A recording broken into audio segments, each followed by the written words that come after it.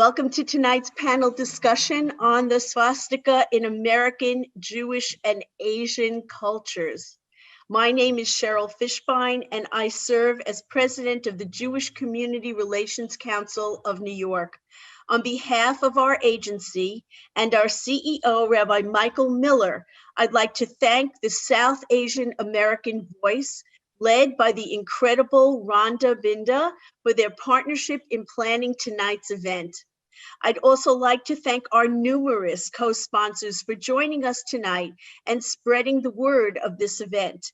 The Buddhist Council of New York, Communities United for Respect and Trust, Congregation Habonim, Helwa Peace and Reconciliation Foundation of New York, the Hindu American Foundation, the Holocaust Genocide and Interfaith Education Center, the Interfaith Assembly on Homelessness and Housing, the Mika Institute, the Museum of Jewish Heritage, a living memorial to the Holocaust, Project Hospitality, Sadhana, Coalition of Progressive Hindus, Staten Island Interreligious Leadership, Tannenbaum Center for Interreligious Understanding, and the Young Leadership Associates of the American Society of Yad Vashem. Last summer, a bill was introduced in the New York State Legislature to teach our public school students that the swastika is a symbol of hate. Recognizing the increasing anti-Semitism around them, some Jewish legislators and groups supported this bill, but were rather unexpectedly met with opposition from Hindu and other Asian groups and communities who understood the symbol as one of spirituality and divinity. At that time, the JCRC of New York encouraged our elected officials to meet with Hindu leaders to ensure that the language used in the bill would also reflect the history of the Hindu swastika. While the legislation was ultimately tabled, this difference of opinion is what brings us together now. Tonight's event is not a debate, but it is rather a discussion. Most importantly, it is an opportunity to listen and to learn from one another. Symbols can have multiple meanings depending on the context in which they are used, and they can mean different things to different people. Throughout this discussion, we encourage you to listen carefully to our expert panelists and come away with a broader understanding of the issues at play and a greater cultural competency. We also recognize that tonight is Kristallnacht, a German word meaning the night of broken glass. It was on this night in 1938 where Nazi forces wearing swastikas led the first state-sponsored pogrom, an attack against Jewish citizens, homes, synagogues, and businesses in Germany. Indeed, the night's name, Crystal Night, refers to the broken glass that littered the streets after the destruction. On that night, at least 91 Jews were murdered, and 30,000 Jewish men were arrested and placed in concentration camps. Historians view Kristallnacht as a prelude to the final solution and the murder of 6 million Jews during the Holocaust. All of this took place under the banner of Hitler's swastika. As the daughter of Holocaust survivors who lost many members of her family during the Holocaust, I know the terrible pain that this symbol and what it represents has brought to my family and to my community. It is my honor to now welcome Rabbi Lisa Gelber from Congregation Habonim, who will lead us in an interfaith prayer. Congregation Habonim was founded in November 1939, exactly 1 year after Kristallnacht took place. And it was a place for German refugees where they could come and pray in a familiar German style. Habonim has expanded into an intergenerational neighborhood synagogue that honors the past and continues to build for the future. Rabbi Gelber, thank you for joining us tonight. Thank you, Cheryl, and to everyone for being here. Let us pray.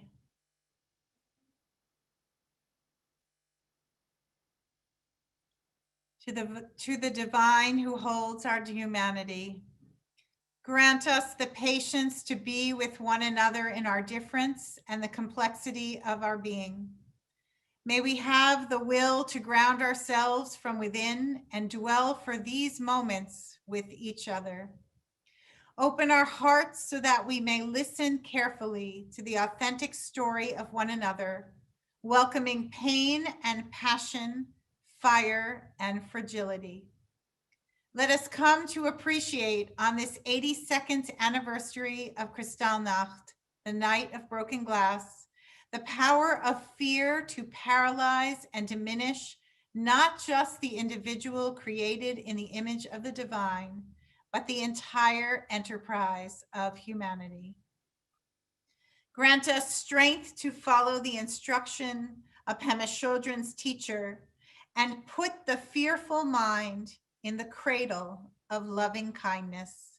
So may we find the way to listen acutely with our entire being to the clear and to the nuance, the past and the present, the pain and the potential.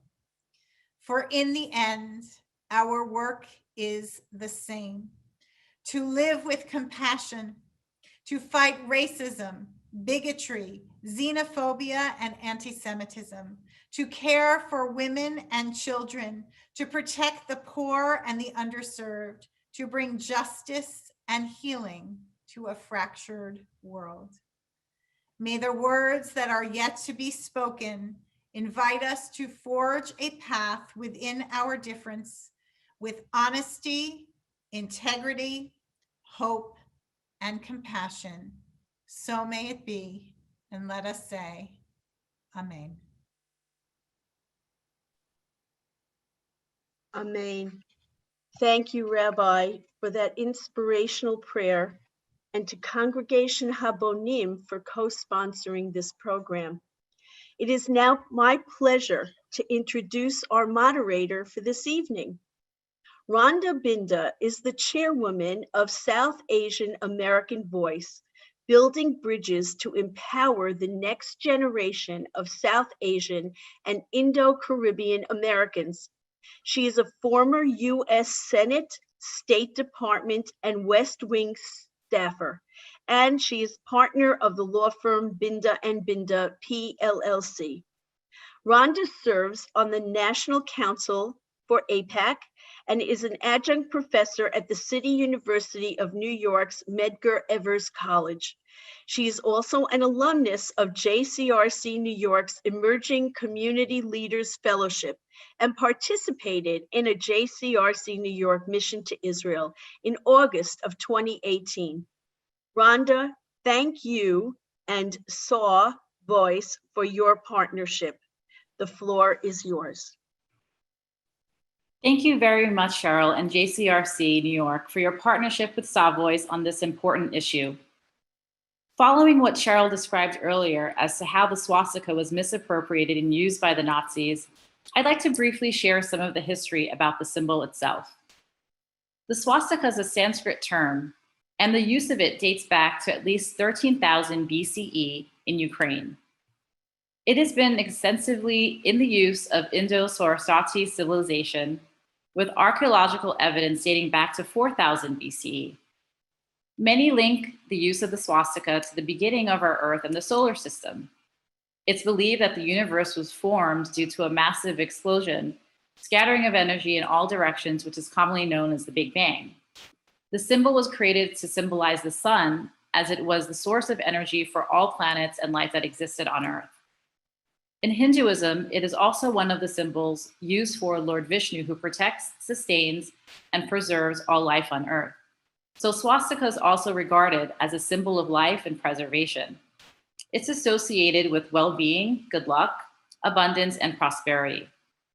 The symbol also represents the sun god, which is responsible for good crops and food production. Buddhists also regard the swastika as a symbol of good fortune, prosperity, and abundance.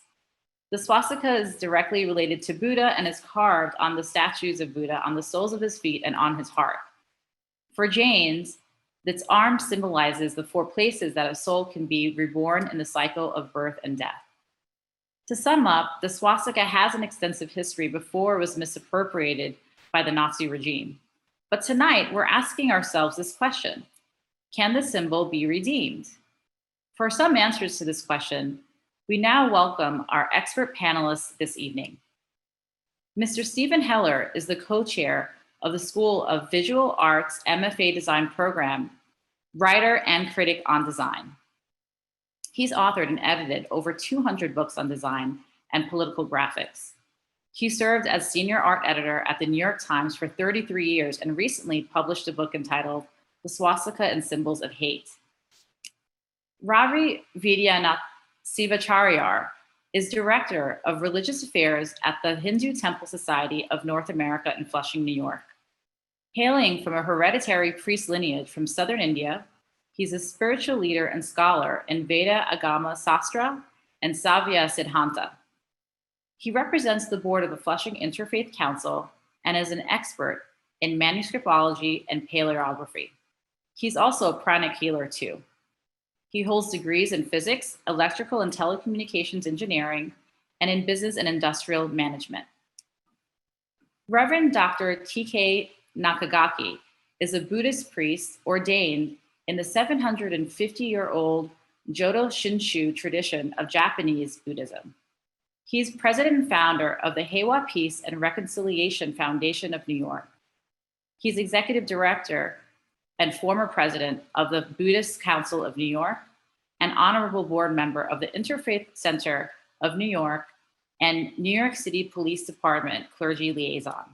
He's also the author of The Buddhist Swastika and Hitler's Cross. Thank you all very much for joining this important discussion.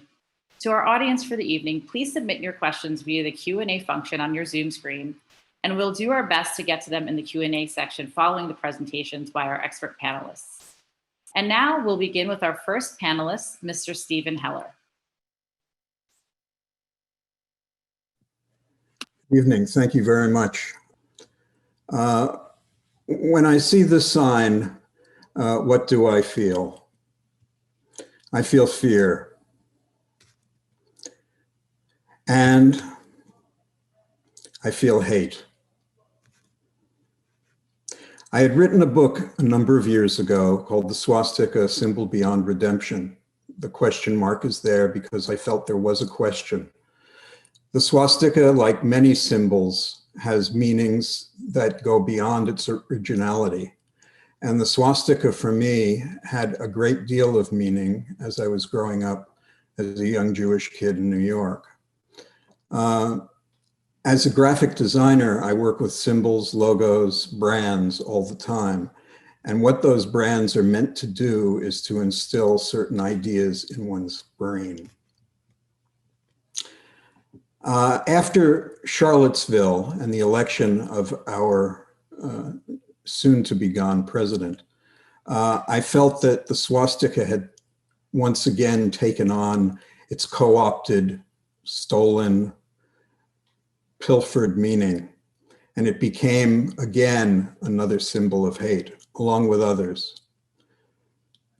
Others that reflected the swastika, although didn't actually copy its form, that had the same power as the swastika, came from German symbology, like the Wolfsangel here,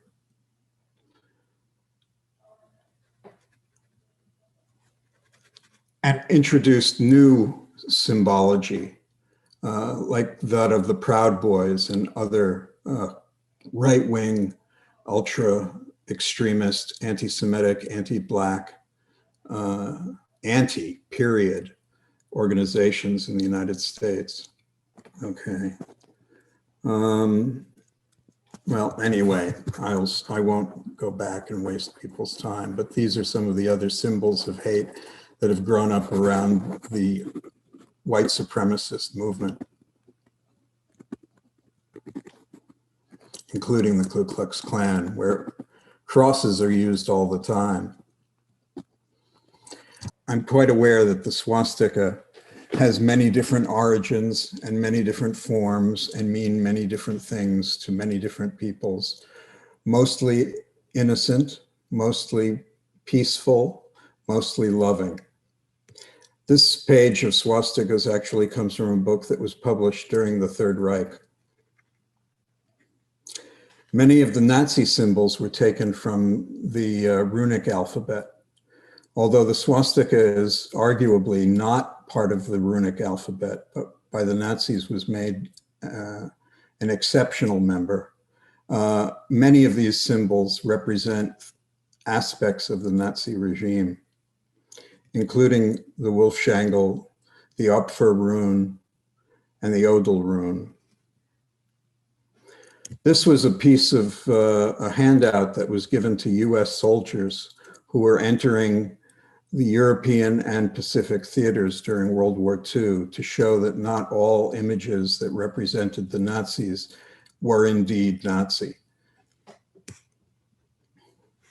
The swastika was used as a symbol for many non-political and apolitical groups, including the Girls Club in the United States, which issued a swastika magazine and badge for those girls who earned a number of points selling magazine subscriptions. Swastika was also used as the end seal for the Pacific Baking Corporation. And if a child collected a number of these, they would be able to win prizes, including this American Biscuit Company car. There was also such a product as swastika biscuits. This symbol was never trademarked. It's owned by anyone, and anyone can use it. So you'll find it on many products. You'll also find it used in the American Army Air Force, the Thunderbird division of the American Army that went over to Europe during World War I. And Rudyard Kipling used a version of the swastika or savstika as his personal logo, which adorned most of his books, and he relinquished after 1933. Here, the swastika is used as an incidental logo. Fresh is the trademark, and that's what registered in Washington in the trademark volumes where these things are recorded. But the swastika was used as a symbol of luck and fortune. Here, the swastika, savstika, again, is used in a very innocent way. This is the Corn Palace in South Dakota. All of those arabesques were made from ears of corn. And sadly, the building in all its splendor and glory caught fire, some think because of the corn itself and the methane that came out of the dried substance. I became interested in how the Nazis came to claim and then own the Hakenkreuz, hooked cross, or swastika. It started way before Hitler at the turn of the century, and then eked its way into the 20th century and found its voice after the defeat in World War I. The Thule Gesellschaft was one of the cultist organizations that grew up of nationalist and anti-Semitic groups that blamed Jews and others for the defeat in World War I, which they claim was not a defeat at all. So it was a society based on cultish aspirations. During the Third Reich, there were a number of books that were published on the history of the hooked cross, in this case, 5,000 years of it, and how it relates to Germany in particular, and to Aryanism, which was claimed to be a German trait. But in the ABCs of National Socialism, the swastika is codified by Adolf Hitler, who talks about it quite semi-articulately in Mein Kampf, and adopts it in its form, as you see here, on a slant, kind of like a propeller that revs round and round as the symbol for the National Socialist German Workers' Party.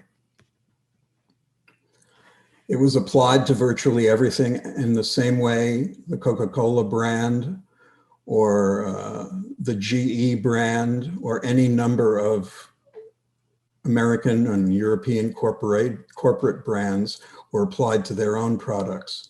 There were rules, there were standards, there were regulations. In the case of Nazi Germany, no one was to use the swastika or the hooked cross as a commercial element, only in the political sense and later in the national sense. So it became the substitute for Adolf Hitler. Hitler claims to have designed it in its current form with the red field, the white circle, and the black cross. And posters that were made during that period to recruit members into the SA and the SS and the Hitler Youth all used the flag. It was also a perfect object for satire. This is Boris Artzybashev, who was an American immigrant who was one of the leading cartoonist illustrators in the United States during the 30s and 40s, and did this page for Life magazine, where the swastika this is one of many opportunities he had to transform the swastika into symbols of violence and symbols of racism and hatred and horror.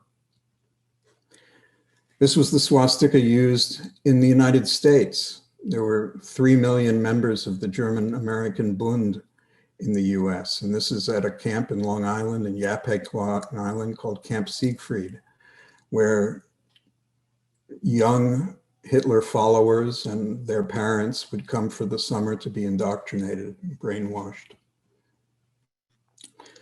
There were many groups that arose at that time that had different agendas, but all were anti-Semitic, anti-Black, some anti-Catholic. And this was one that I had never heard of until I started researching my last book, The White Man's Party, the American Guard. This, however, I did hear of as a kid because there were marches in Upper Manhattan of white power followers. And I saw a few of them to my fear. And this was a sticker that I found a few years ago, just near my home, plastered on a wall. Today, there are at least 90, if not more, white supremacist parties, some using the swastika, some using the cross, some using the hooked cross, many combining the swastika with the American flag. This is called the National Socialist Movement of the USA. And even though the KKK has pretty much renounced their fabled and frightening hoods for street clothes and polo shirts and camouflage wear, this image of hate in America still is emblazoned on the retina. And so as long as there is this, torchlight marches where demonstrators say, we will replace you, torchlight marches that announce that there is a white society and another society, and one is superior to the other. And as long as there's this kind of desecration that goes on in Europe and the United States, and not infrequently, then I still believe, and believe even more than I did before, that at least in the United States, at least in Western Europe, the swastika is not redeemable and should be maintained as a symbol that respects the people who were lost in racial and racist struggles from the Holocaust on. Thank you very much. Thank you very much, Steve. We'll now hear from our second panelist, Ravi Vedyanathan Sivacharya. Namaste. Thanks, Rhonda. Thanks for Stephen, who had also given good information about swastika. From my side, I would like to also make a small presentation. I hope all are able to see now. Okay. See, swastika in Hindu culture. I wish to share a few of my findings in the Hindu faith for an enhanced awareness, for consideration on the usage of swastika as a name and as a sign or symbol. So I'm going to talk about both swastika as a name and also swastika as a symbol. I tried analyzing the word swastika in phonetically or grammatically and breaking the word into various matrix, permutation and combination to find its real inner meaning. I did literally an anatomy of this swastika word. And of course, I did follow the scriptural rules, which are also examined, and I'm going to explain that also here. So, as per my finding, the swastika is actually derived from the ancient Sanskrit literature. So I just tell you how the swastika word, what are the different phonetically, what are the different sound involved in swastika and what are the meaning. Sanskrit has got a beautiful this thing that you can find a meaning for alphabet by alphabet or by sound, multiple sounds that are used in a word and things like that. So the first sound that we will be able to see is the sound su. Su means it is in Sanskrit grammar, it is a prefix added to represent goodness, wellness, and auspiciousness. It is, to give an example, putra means son in Sanskrit. Suputra means a good son. Similarly, sukritam. Kritam means a good act or a virtuous act. So basically it's an act, but sukritam means it's a good act. It is similar to how we say, oh, so good of you, so nice of you. The so is how we add. Similarly, the su is word added in Sanskrit. The second sound that I could see is as. As is it is to be in the present thing, to be, it is to be. And then another sound you will get from swastika is asti. Asti is again it is. It is like, I own a property in a place. So that means I am owning, it is my property. It is mine. It is my computer. It is like it is. So there the as sound is used. Now there is another phonetically you can see asti. Asti is again in the present form it is. When you start any verse or any sentence, in the beginning you will always start with asti and end with astu. I'm going to quote one or two Sanskrit verses which is going to have this. It is similar to at the end when we say astu, it is like amen. How we say amen? So like that, it's so be it. Tatastu. I'll say astu on the end and asti to begin with good. Another sound that you will have in swastika is swa. Swa means it's one's own or self, myself, of me. To give an example, I can say karma. Karma means it's an act. Swa karma means my own act. Similarly, swabhava. Bhava means nature, my nature, nature of me. That is called as swabhava. So swa is always used to represent or prefixed to say the oneness. Now, next sound you will have in the swastika is swasti. in an adverbial or in a particle way, with this, it is used in the sense of blessing, like may it be well, may one succeed. I'm going to tell one or two verses, Sanskrit verses, how this swasti word is giving a good meaning. It is basically to invoke divinity. This swasti is the word used. Then swastika as a whole sound, it is a word, it is also a symbol. The word represents an auspicious thing, any auspicious thing. It is also conducive to well-being. But that is about the word. But if you look at it as a symbol, it is a symbol which is an intersection of any straight line, multiple lines at 90 degrees each. I'm going to explain that also, how symbolically swastika has derived from Sanskrit and how the word has been derived from the Sanskrit.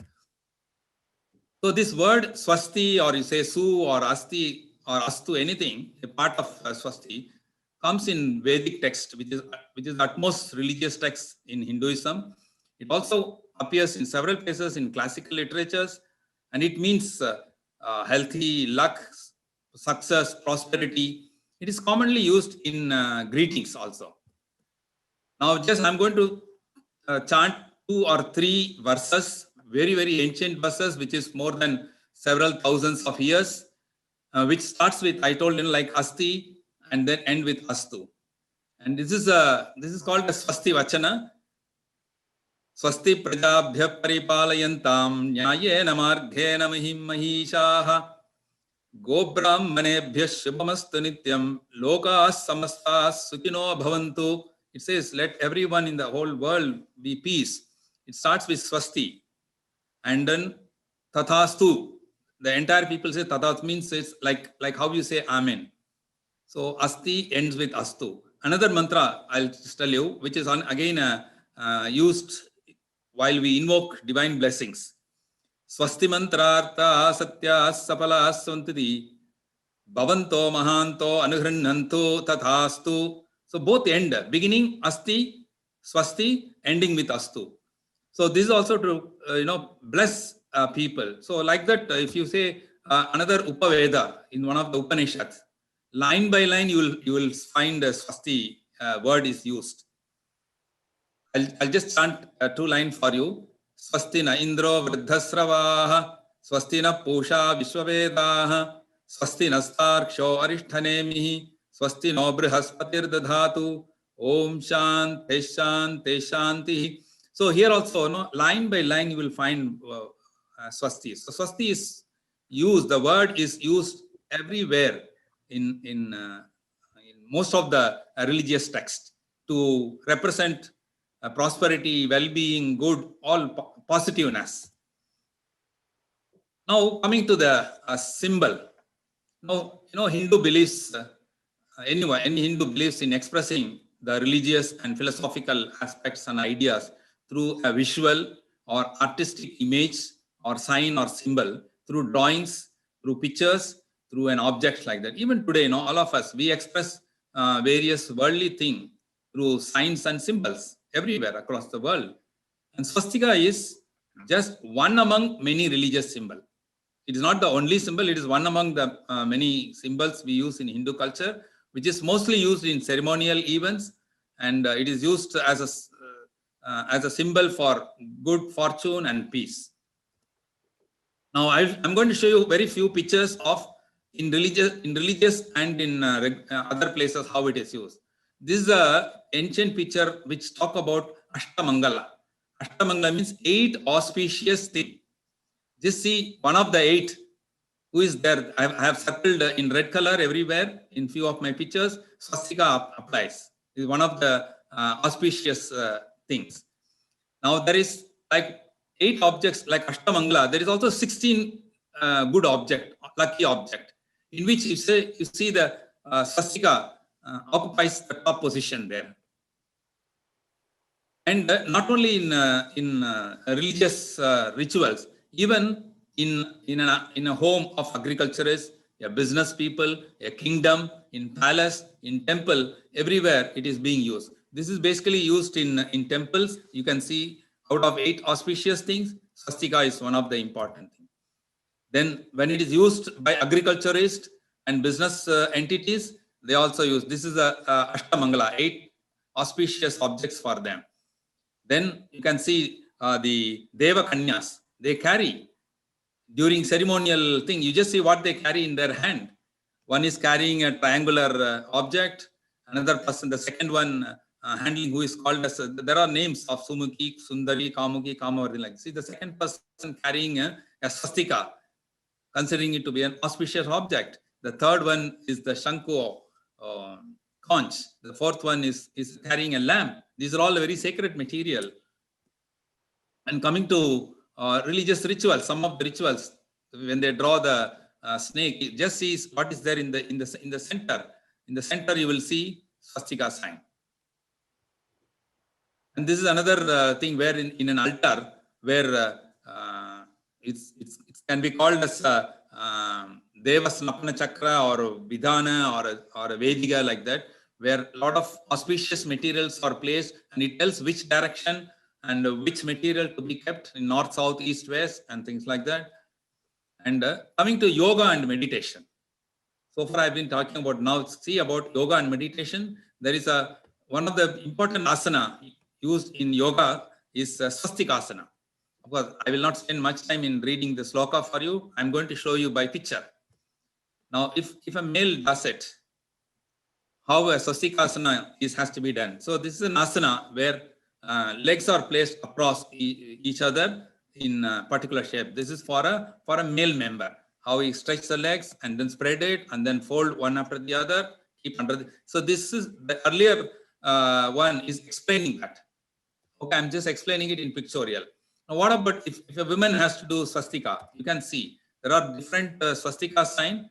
How a woman does a swastika asana it is. Now, not only in a sitting position, even in a standing position, in the yoga and meditation, there is a swastikasana is taught to people. You can see I have rounded it in red. That is called as swastikasana in a standing posture. Now, coming to construction, engineering, ancient building technology, where you would have seen thousands of years back, a lot of huge temples and palaces were built using swastika as a rule. Of course, I can show you, if time permits, I can show you the textbooks. It runs into thousands of pages, and especially chapter 41 is called the Swastika Vidhi, which gives the directions for the construction of swastika type of buildings. These buildings are used both exterior and interior. It talks about, it guides us as to how do you build a building based on the swastika technology. And it says there are different kind. One is superior type of swastika, which are built for used to construct palace, kingdoms, and temples. And if you look at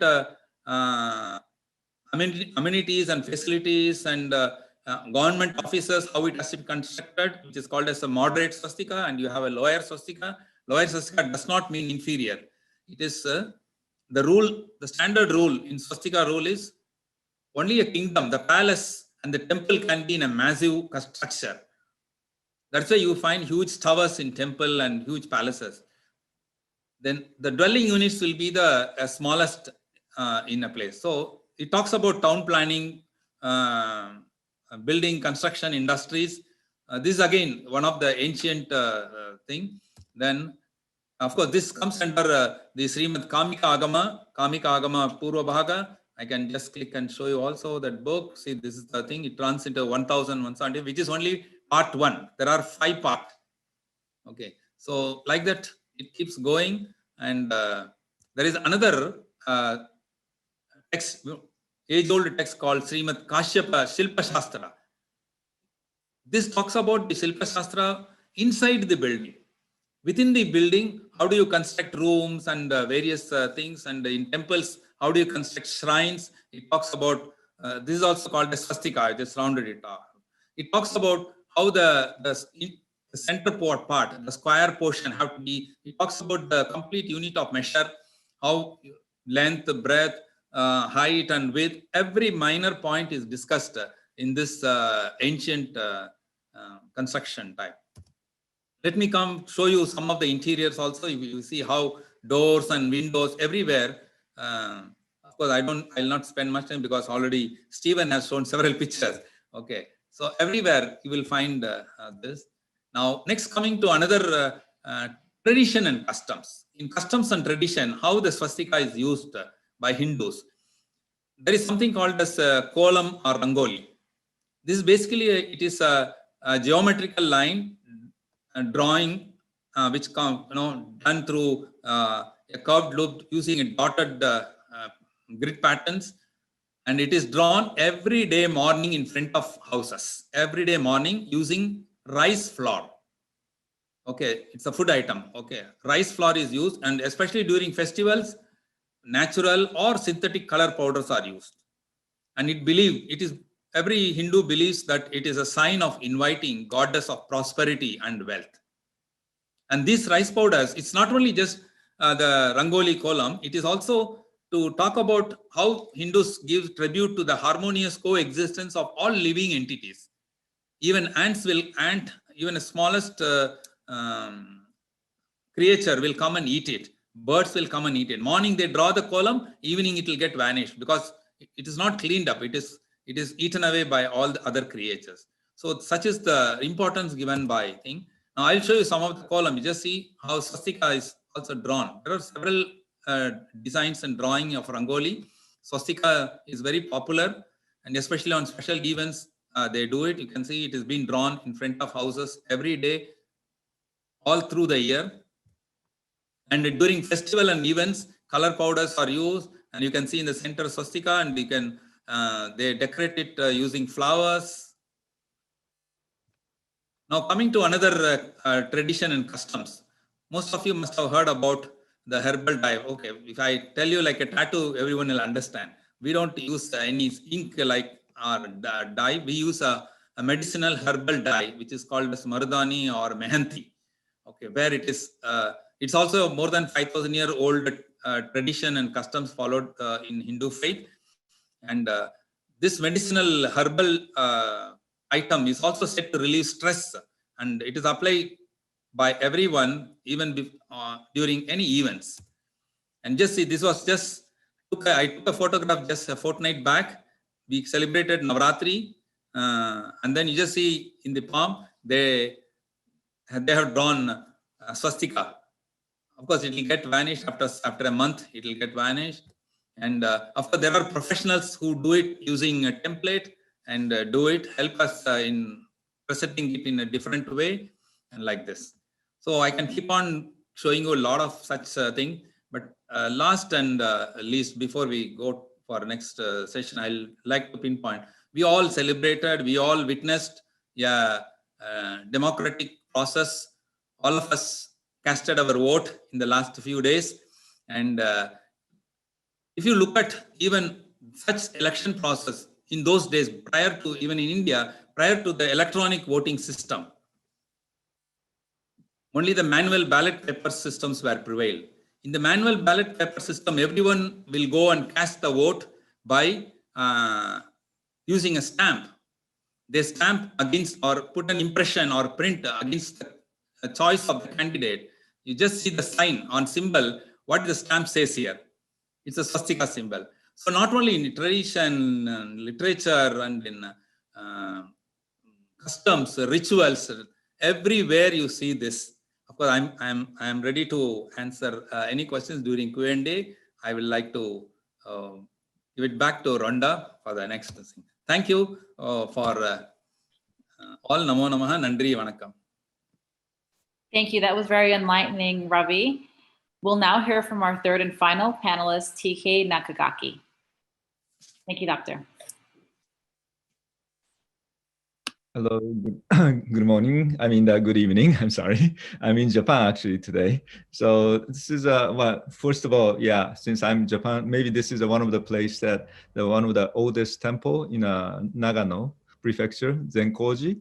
And so it's the symbol you see. So for Japanese people, first of all, this swastika really means symbol. Meaning temple, Buddhist temple. Because on a map, you go to Japan, all of the place, and then this is a map symbol of the swastika as a Buddhist temple. And then, of course, the Buddhist temple that came from the auspiciousness of Buddha's natures, like those. But then since today we don't have much of time, I just wanted to begin with a little bit different work. Yeah, so this is one of the book that I wrote, and this is basically the dissertation based upon when I was at the New York Theological Seminary. And so I just, because I wanted to have a discussion on swastika, but there are so many areas that we can't cover it. But a lot of parts are very, very important. So that's why I decided to write it. Then I can talk about it. Otherwise, I will be misunderstood. So I hope, but before we have any further discussion, because the Western country here, or United States or Europe, most of the place when I visit, even like this project started year 2010. And so at that time I went to Europe, but there's no explanation of swastika of Asia. And then even the swastika, the word swastika is a Sanskrit, and then Hitler never used that word either. He always said Hakenkreuz, which is a hooked cross. So and then most of the people do not see the cross. This is a cross sign. It's not the swastika, actually. So if you call it, if you wanted to call it swastika, but you should call it at least a dwastika from the linguistic view, because S means good. I mean, if you say do, devil, and so forth, then you have to call it dwastika. So actually the Hitler or other, the hate crime, hate group is using is a dwastika. It's not really swastika at all. So linguistically, that's wrong, actually. If you say swastika, it should be the good meaning. So that's but anyway, so my background, the master degree was in linguistics. So that's why I just do the comparison of the translation. Here originally, the first translation in English is the swastika or hooked cross was translated as like a hooked cross. Sorry, Hakenkreuz was translated as a hooked cross. And then when you go to the second editions and everything, like I'm talking Mein Kampf, then everything becomes a swastika, even newspaper. Originally, there's a word, Hakenkreuz was English language in a dictionary. And then somehow swastika taken over. I don't know why. Do they want to hide cross? I don't know. Of course, there are more speculation. Why do they translate that way? The Sanskrit word swastika is a Sanskrit word. Hitler don't want to use a Sanskrit term, of course. And then American people using now, not even knowing what it means. And then, so I mean, there's a lot of ignorance about this symbol, because one of the problem is this symbol is a taboo. You can't talk about, you shouldn't talk about it, you shouldn't touch it even. Therefore, there's so many messing up information. So that's why people say, this is a hate symbol, so we should abandon. Whoever used this symbol is an evil person. But where does it come from? Because of the education that you have in this country, or West and East. I mean, not the East, I mean West. So all the education never teach what this really means. And even Hitler himself, I'm going to show you some of the things. He clearly stated this symbol came from Japan or India, or the sun symbol, in his first speech, actually. But that area we never talk about, and people do not pay attention. But it is the first speech of the ever did it, and when Hitler appeared with the first sign of the symbol of the the Nazi Germany symbol, he explained the long speech about hate, the supremacy, anti-Semitism type of things, and they explained. But then towards the end, and they talk about where does symbol come from, and which was how this was used. But that part is never be recognized also. And so there are many parts, and I can't even today talk about everything. It was kind of, for me, it was very interesting study. But also this is an interface symbol too. Probably you're talking about all the revision, nowadays we're talking about interface, right? But this is the most interface symbol ever used in a human history.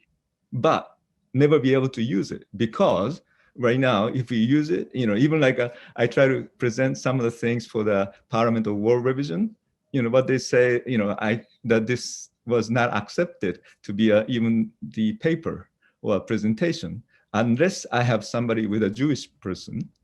And that itself is a little bit, for me, it's not correct. It's not right. And so, so therefore, I just wanted you to recommend to read mine first, because these are resources that I have from the East and West. But then of course, from the Buddhist perspective. So I was very appreciative for the Hindu perspective today. And so anyhow, so these are temples image that I have. And then these are Buddha's pictures that you see. And I have more pictures and so forth in the from the interface aspects or Japanese aspects. So I just briefly showed. So at least today, everybody knows this, symbol is used in a many different cultures, many ways. And so, but that's important, because if you say, oh, this maybe in this country everything is no, but then in this country we have minority people, even including Native Americans. This is a symbol of the Native American for a long time. And then during the wartime, they have to give up this symbol because of this particular things. And then the Asian people, there are Hindus in Asia, or the many Asians, there's anti-Asian going on. But then that's Asia itself. This is one of the most important symbol in Asia. So how can you not to respect that?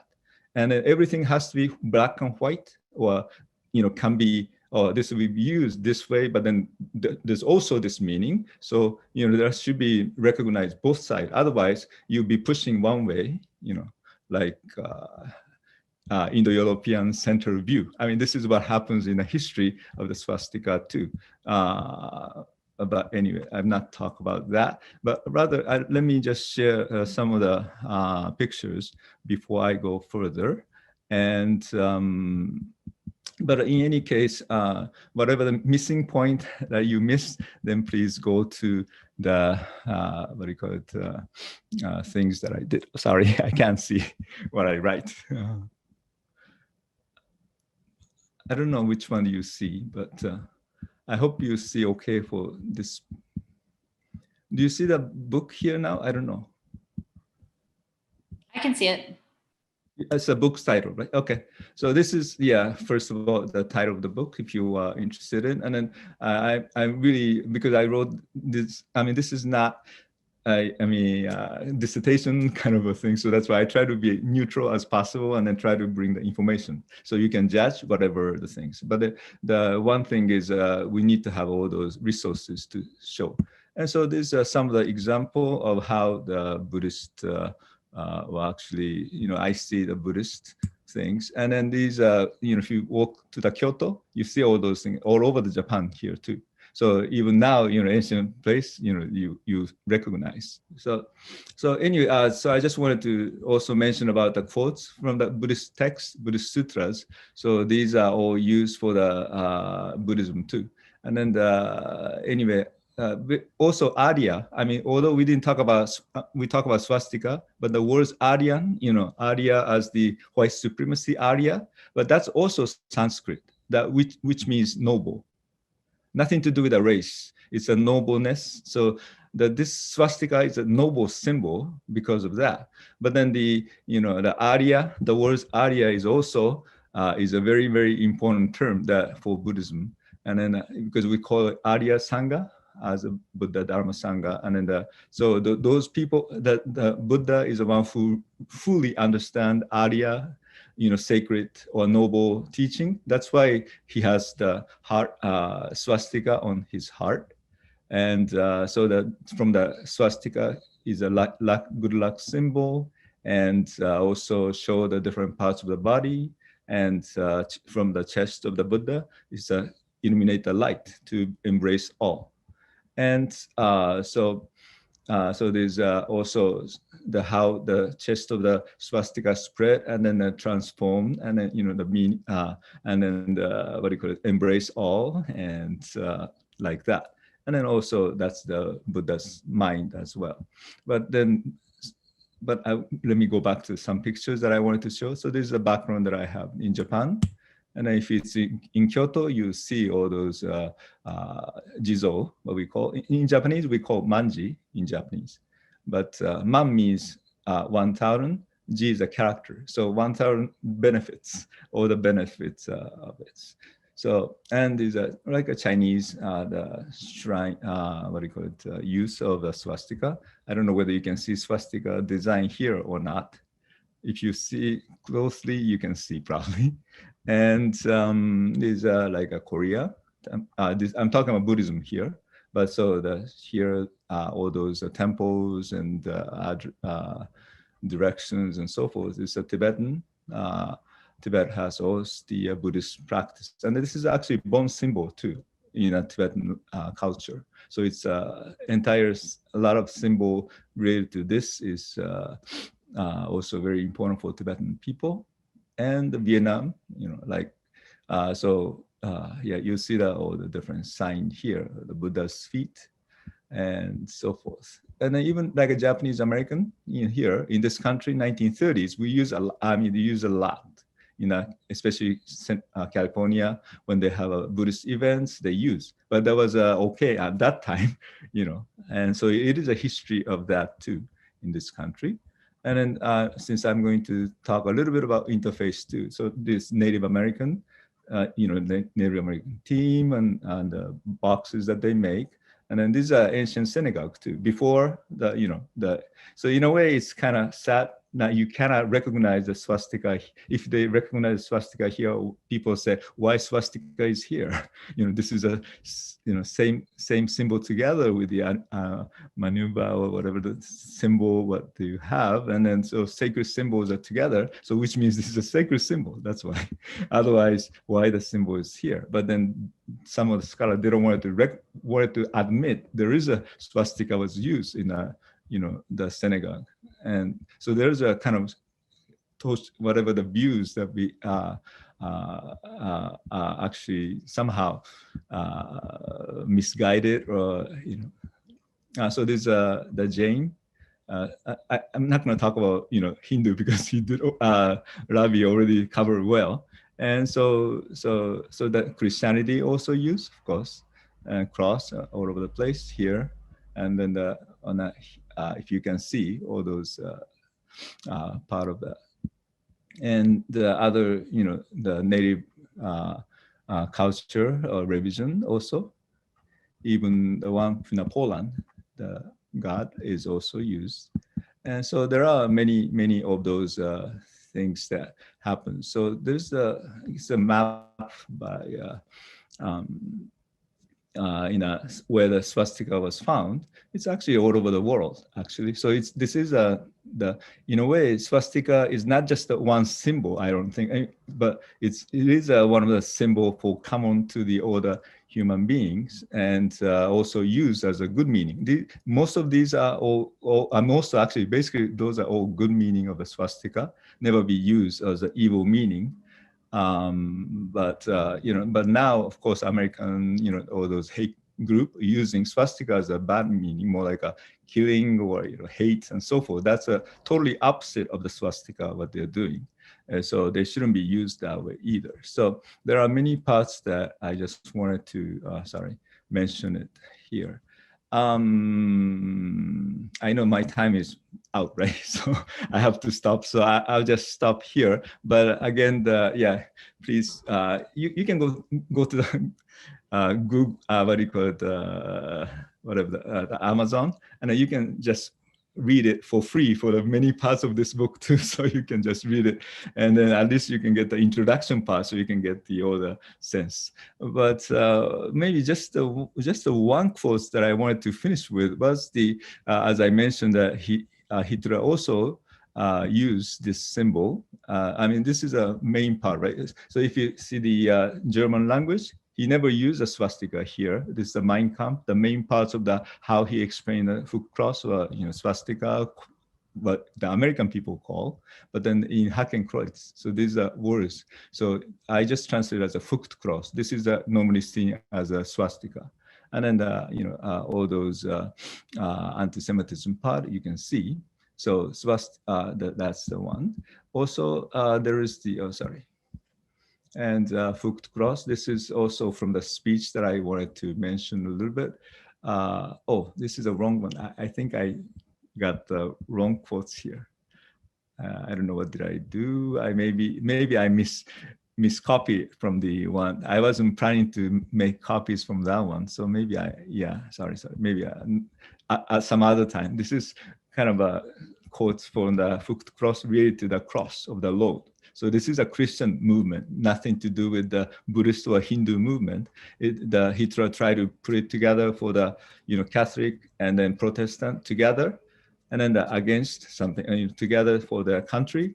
And then so then how they did it was everybody become together, but then the Jewish people become kind of victim that way, like the same way as a Japanese American or become enemy of the countries and so forth. So that's the same thing happens.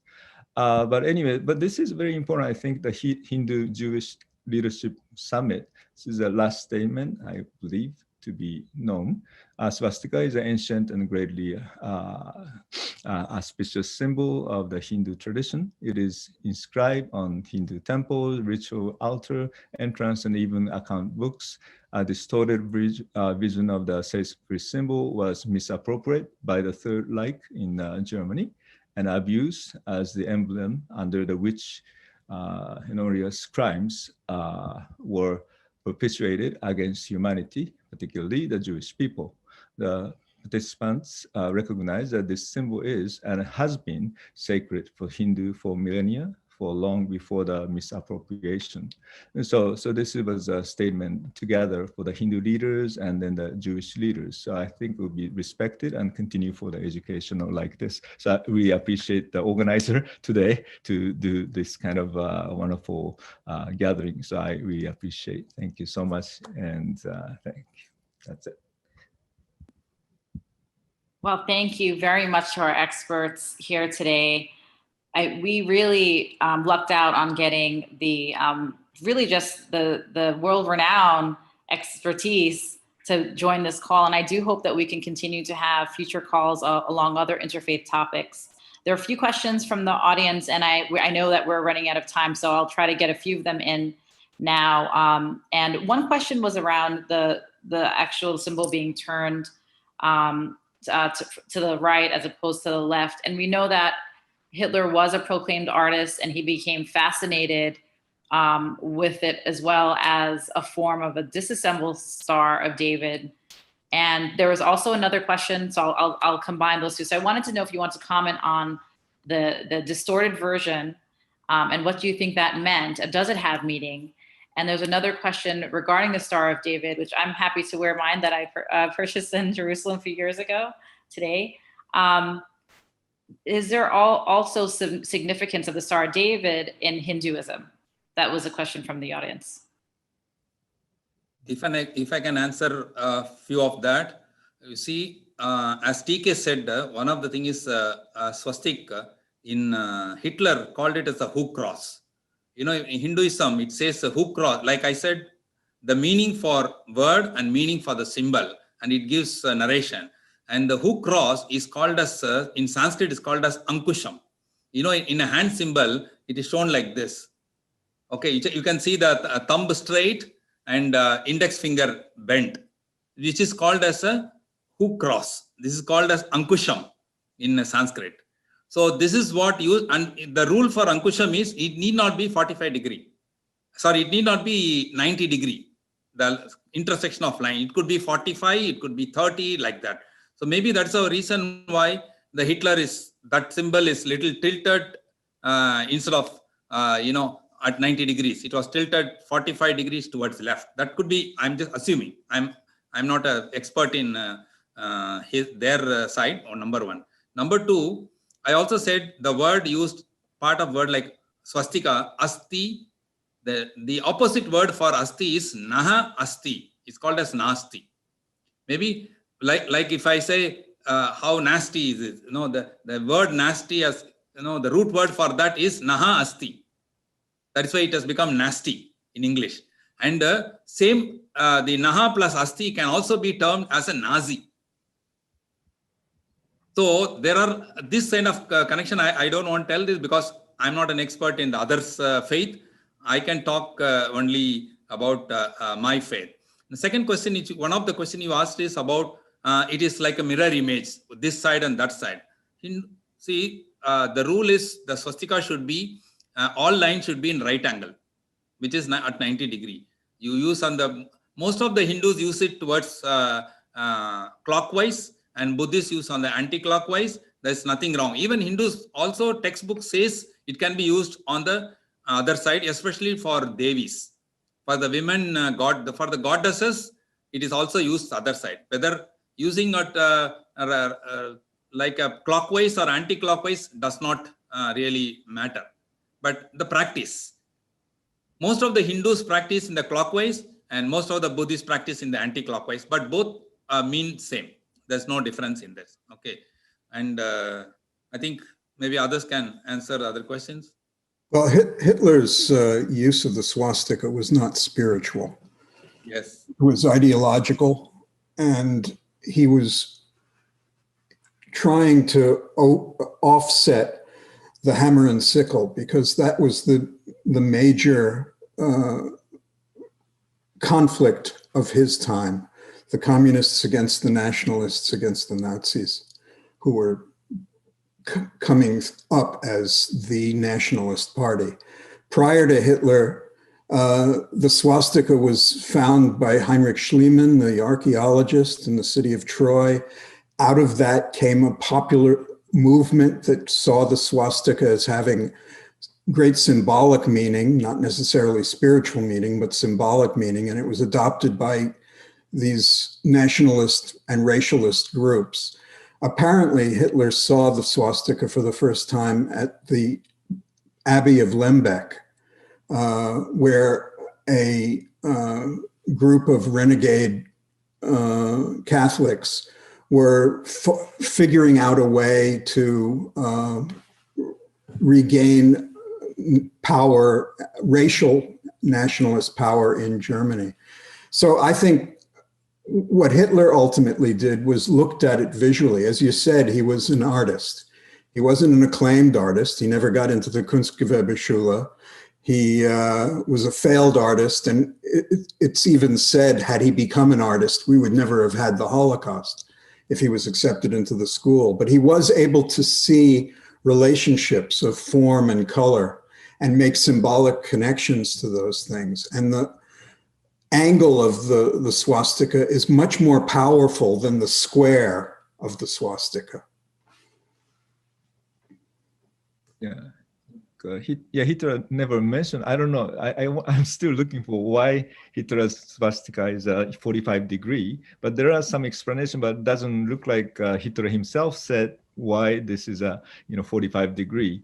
And so that part I'm not too sure, but the one that I know is, sorry, but I just found the one that, what do you call it, the scripture that I supposed I was going to put it, but so let me just share, but this is a knowledge that he had.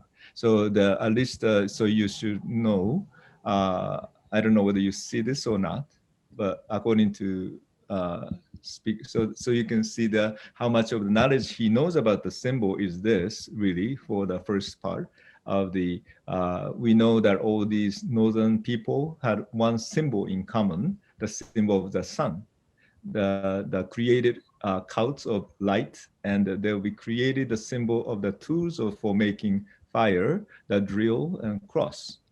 So you will find this cross as the Hakenkreuz, normally translated here as a swastika, but the Hid said Hakenkreuz. As far as India and Japan, carved in temple pillars. So it is Hakenkreuz, which was once a sign of established community of Aryan culture, but this particular Aryan culture is already misread. This is there's an Aryan theory of the language theory, so that's the Aryan, but this is not Aryan of the India Aryan. So that particular part he doesn't have Hitler didn't understand what Aryan, the Sanskrit means.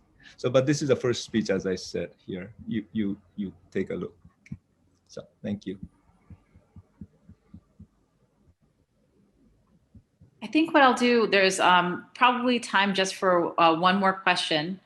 And I'll probably just try to combine the two into one. And then we'll pass it on to our CEO, Rabbi Miller, for the closing. So based on today's conversation, we want to know if the symbol is essential to Hinduism and Buddhism. And if it is is there a way that we can be presented in a way that recognizes and renounces its misuse as a symbol of hate? Another question, which I think we've covered a little bit, but if you'd like to answer this at the same time, is that are there other examples perhaps that we could look to that were either a neutral or religious symbol that was misappropriated by another group and came to represent something evil or negative? And perhaps how did they handle that? I'd like to jump in and just Thank say you. the cross is a symbol that has always been problematic. The cross was adopted by the Ku Klux Klan. The cross was used by the Crusaders. I mean, go through history. The cross was an execution device. The upside down cross had problems. It was co-opted by the followers of Christ to represent martyrdom. So there was a positive aspect to that. But if you look at the world's leading symbols, you'll see that there are often more than one meaning. And that is the problem we face today. We have to decide whether to allow for multiple meanings or whether we take a stand because symbolically there's not much else to grab onto once generations that witnessed these things pass away into the dust. Yeah, I also feel it's important to be able to recognize both. I mean, you know, historically, I don't know, that's after 75th year, I mean, 75 years of the World War II, everything. So the time is just going the different ways now. And then we are meeting all people together all over the place. And swastika is nothing wrong with in a way for the East at all. I mean, as if you need to redeem, but this is nothing redemption because we're using it anyway. So for the symbol for a long time. And then plus, as I show it, Hitler took it. I mean, they just steal it. And then from the Eastern culture to adapted their Western part. Then why you can't return to the East? I mean, that was too simple maybe because of the history that happens. So at least to be able to recognize these are originally symbol, the good meaning of it, then they just use it in the wrong way or something. But then just the understanding itself should have more discussion or dialogue so that people can understand because they don't have to, because a lot of people travel to Asia and you see the symbol of swastika and what they say is, oh, this is a evil person, they shouldn't use it. But the food, I mean, this is happening in a newspaper, newsletter, news article, because when some people went to the Tibetan jewelry store, they found a small swastika, accessory. And then they say, oh, these are hate symbol. You shouldn't use it. Or, how dare you can use this kind of symbol for here. And then do you understand what this symbol means? And then my question is the people who really said, do you understand the symbol means that's, I wanted to ask you the same question to other way. Because in this country, definitely very, very ignorant about the symbol itself, about the Eastern symbol, especially. And so how can you say that's the evil? And then plus cross is the anti-Semitism symbol for a long time, like a crusade. And so that's, I just wanted to mention the crusade is one of the area that killed a lot of other than Christianity, people. And so those are part of the history together for 2,000 years. And then the Hitler is only one part of it. It's that the long history that Europe has a lot to do with this particular symbol. And so anyway, so that's why I think it's very important to just recognize at least both. Good side and bad side, and you have a dialogues and so forth. Where does this symbol goes, we never know. We can't control, I mean, we may control something, but if you try to control, you create a lot of problem. So, I mean, why not to be open to the, all what it means for these symbols in the East and West, and then we just simply just as a symbol, and treat it, and then so people know what this symbol means, then how they can react is something. So the bias itself is, for me, is a problematic. Yeah. For me, I'm most happy to concede that all faith are seeking in their own way and fashion to understand their respective revelations which everyone considers as final and irrevocable, which I also agree. So what I feel is we should, wherever the thing arises like this, when there is a commonly used signs and symbols and words, we have to involve every faith, whoever is either benefited or affected, or whoever uses, or whoever talks about it. We have to bring frequent meetings among all the faiths who are connected to those signs and symbols and words and meanings and interpretation on influencing, all whatever you call it as. If there is a common factor, I think we should keep meeting regularly and talk with each other and understand and respect each other. And then I think we can definitely come to a proper conclusion. I'm not against anybody. I don't want others to be against me also. Yeah, thank you. Thank you. Good evening, everybody. I'm Michael Miller. I'm the CEO of the JCRC. And the first thing that I want to do in closing this extraordinary program is to offer a number of thanks. First, I want to thank our superb moderator, Rhonda Binda, for the outstanding work that she did with a very complex issue, but she handled it expertly. Of course, to Cheryl Fishbein for opening, for Rabbi Lisa, for our wonderful presenters, each one of them from their perspective, which really enlightened us, which expanded our knowledge of this symbol, but also of each other, to Steve, to Ravi, and to TK. And I also want to thank the people behind the scenes, particularly Noam Gilboard, our Chief Operating Officer and Director of Israel International Affairs, and Jennifer Glick, who's been handling the technology for this presentation. And in closing, I want to share some thoughts with you. I recall a statement made by an 18th century Hasidic rabbi who said that each and every symbol is a world unto itself. And we know that the world of the swastika is filled with complexity and contradictions. As Cheryl said at the outset, symbols can have multiples of meanings and can mean different things to different peoples. But when the rabbi said that each symbol is a world unto itself, we also know that the world is a circle. The world is not a square. The world is not rectangular. It's circular. And as such, within that circle, whatever is east becomes west, whatever is west becomes east. And what is essential is that we communicate with each other.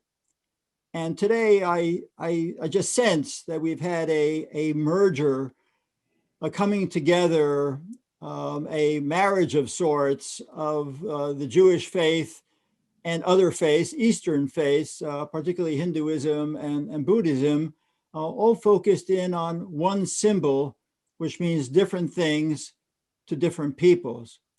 It's not that we in the Jewish community are not going to recognize the swastika as a symbol of hate, but we do now know with much greater knowledge, and the same thing with regard to those of Hindu and Buddhist tradition who are on this call as well, that their symbol of peace is also a symbol of hate. Our knowledge of this symbol has truly expanded, so that when we approach someone of a different faith, we have a better understanding of what this symbol might mean to them, that each and every symbol is a world unto itself. And having these discussions, as TK was saying, and having this dialogue is key to ensuring three words, same word in three different languages: shalom, shanti, and peace. And let's hope that we step away from this just incredible event that we just went through these past 90 minutes with those thoughts in mind, with that spirit of shalom, of shanti, and of peace, and that we continue to ensure that the discussion, the dialogue, the partnership between JCRC and Sa Voice, the partnership between the Jewish community and the communities that emanated from the other side of the globe are circular and not rectangular. Thank you all very much. I appreciate, on behalf of JCRC and speaking for Rhonda, on behalf of Savoys, for everybody participating. And we look forward to seeing you again at another such program where we're able to bring global cultures together. Thank you all. Bye-bye. Thank you.